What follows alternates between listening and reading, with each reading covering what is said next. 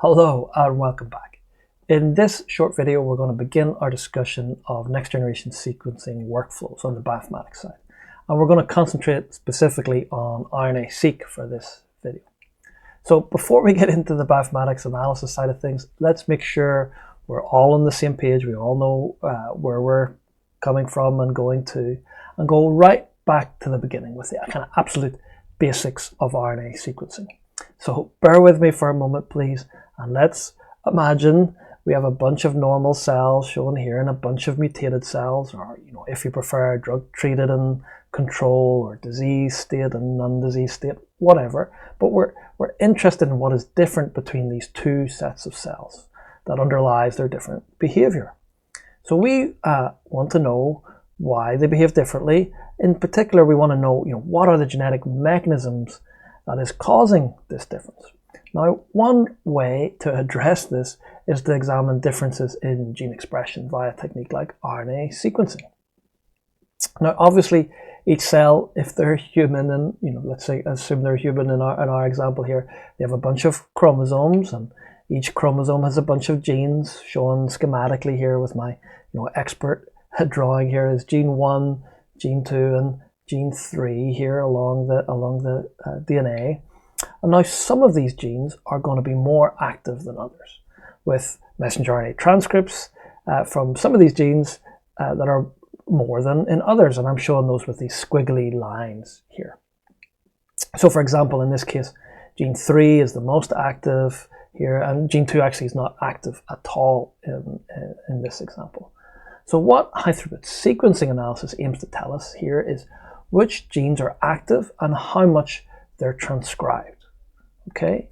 And in our case, we'll use RNA-Seq, of course, to measure gene expression in the normal cells. And if we're good, we'll have replicates and do it multiple times and use consistent approaches to compare across them. But in essence, what we're doing is we're going to use it on our normal cells, and we're going to do it on the same thing on our mutated cells. And we'll do it multiple times, and we'll see if there are differences, right? We're then going to compare these two cell types to figure out what's different in the mutated cells. So in this case, in our schematic case here, differences are apparent for gene 2, where it goes from not active to actually very active in the mutated form. And then to a lesser extent, differences are evident for gene 3. It's slightly less active in mutated cells here, whereas gene 1, there's no significant difference in this example. So this kind of analysis is done in 3 main steps. We've obviously got the experiment, right? We've got to prepare our sequencing library, and we're looking at transcripts RNA, but we're doing DNA sequencing, so we're obviously going to have to convert it to cDNA here with reverse transcription. Then we've got the sequencing, and it's going to be the same as it ever is. We're going to use the same techniques, the same machines that we discussed in our previous videos to do our DNA sequencing. There'll be different kits, different adapters, depending on the experiment you're doing, but we're going to do essentially the same thing. This is not the challenge any longer. The challenge is the third step, right? This is often the bottleneck because sequencing has got so inexpensive and so rapid. The major bottleneck is going to be the analysis. That's going to be where we're going to have to, expand brain energy here and actual effort.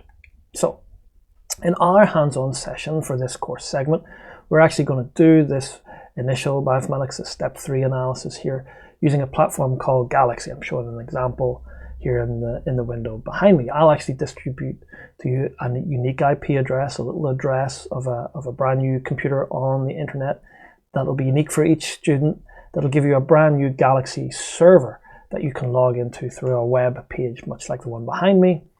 Underneath this web page are tons of bioinformatics command line tools that have been installed for you that we would normally run at the Unix command line prompt, kind of the old school way, typing at a console.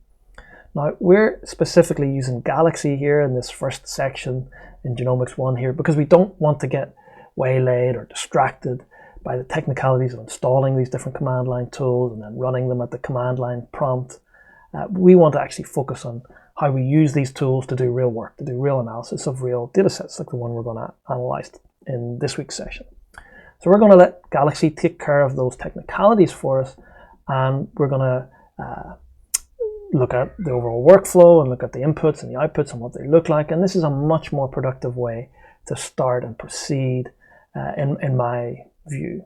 Now, of course, the side note here is as we progress and as we eventually start to do custom bespoke analysis that's specific to our nitty-gritty of our research project in the lab, for example, we are going to probably have to turn to the command line. And we'll do that together in a future course segment, of course.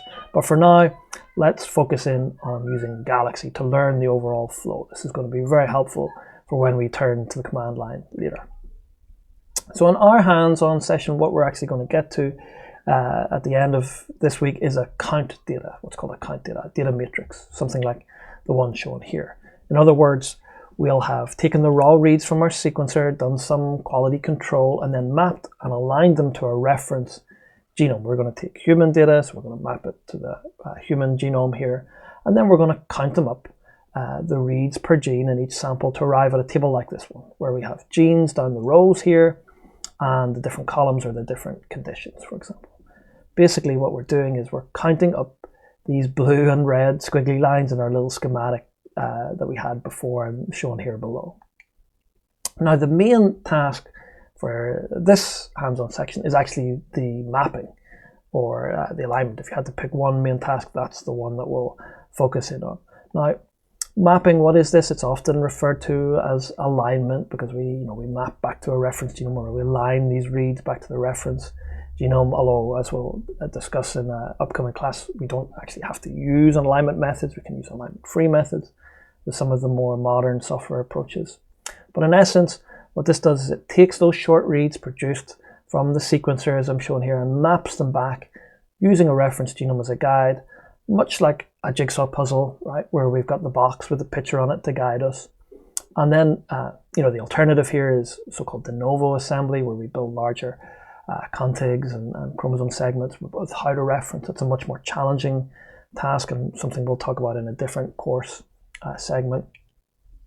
What our hands-on section is going to look like is we'll start with FASTQ files, right? We're going to have paired end data. We'll talk about what that means, but we sequence from both ends of our fragmented DNA here or cDNA that we're going to look at. So we have two FASTQ files that come from our sequencer. We'll talk about the format and what it means and how it's presented, and we'll take that along with any replicates that we might have and do quality control on it. We're going to use a tool called FastQC, one of the most straightforward and easily accessible of those tools. Then when we're happy with the quality of those reads, we're going to go on to do our mapping to a reference genome. We're going to get a reference genome from UCSC, and we're going to use TopHat2, one of the older alignment methods. There are more modern alignment methods that we can try too, that are installed on these Galaxy servers that we can try out, these alignment-free approaches. We're going to focus first on TopHat2 to see what it gives us, and then we're going to go and actually do the counting.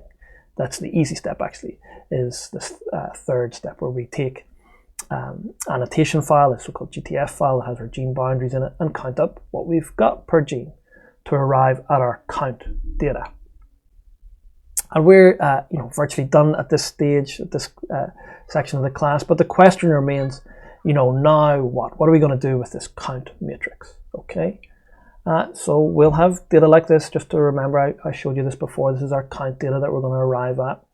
And again, it's, each row is a gene, each column is one of these conditions. And step one of analyzing data like this, it's always the same. We're going to plot the data. We're going to suck on it, see what it tastes like, see if it tastes bad, or see if there's something juicy in there to get our teeth stuck into that we'd want to delve into deeper and do more formal analysis of this data. How are we going to do that? Well, plotting the data, if there were only two genes, for example, it would be easy. Then we would just plot one gene against the other, right? We just replace the gene names with X and Y here and use them as our axis, something like this, right? The gene 1 and gene 2 here, we have 30 for sample 1 and 24 for Y in sample 1, so we can take those and put our point. This is sample 1. We do the same for the other samples, and we could look if there are any commonalities and where these points lie, for example. But obviously, we can't really do this, right? We have 20,000 odd genes, and we'd go mad trying to make a 20,000 axis plot or dimensional plot. So we use principal component analysis, or t-SNE, or UMAP, or something like it. Some of these multi-dimensional analysis methods to make sense of this data.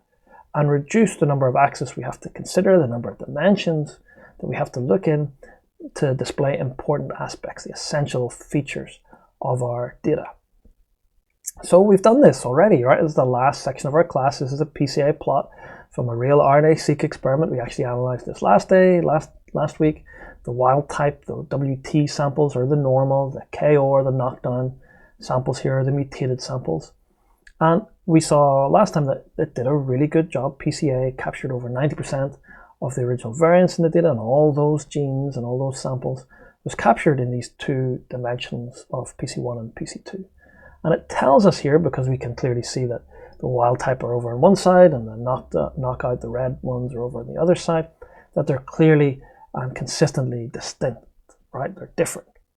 And that's a good thing, right? That's often a necessary but insufficient condition for digging in deeper. Doing differential expression analysis now with the tools like R and DESeq2. That's going to be the subject of our next course segment, doing the differential expression analysis and pathway analysis to look at which genes are significantly different and what pathways do they affect, to really get us back to the cell biology and the biochemistry and the mechanisms that could underlie these differences. And that's the subject for our next course segment. So to kind of finish off here, plotting the data, of course, is going to tell us two main things. It's going to tell us if we can expect to find some interesting differences that are consistent, or let's say it could tell us, there's maybe some of our data points that we want to look at closer. Maybe they want to exclude them, or we want to figure out if something went wrong. If there's an outlier, for example, if one of our samples was very distinct and driving a lot of that variance and distinct from others, we might want to figure out why that was. So we are going to go through this whole analysis setup here in our hands-on session using Galaxy. And then this last step, our missing step this week, will be our differential expression analysis. We've actually pushed that to our next course segment, where we'll talk about the model that underlies this and the statistics and the kind of graphics that we use to display these results when we go to analyze this data and publish our papers and do all that good stuff. Okay, so I'm going to end this video here. I'd invite you, of course, to join me next time in our hands-on session and our live cast over on YouTube Live, where we start using Galaxy together and going through this. The Galaxy server will be available from Tuesday to Tuesday. I'll send you details of your IP address through Piazza. Okay, so let me know if you have questions, of course, over on the forum. Thank you very much for all your engagement thus far, and I'll see you next time. Cheers.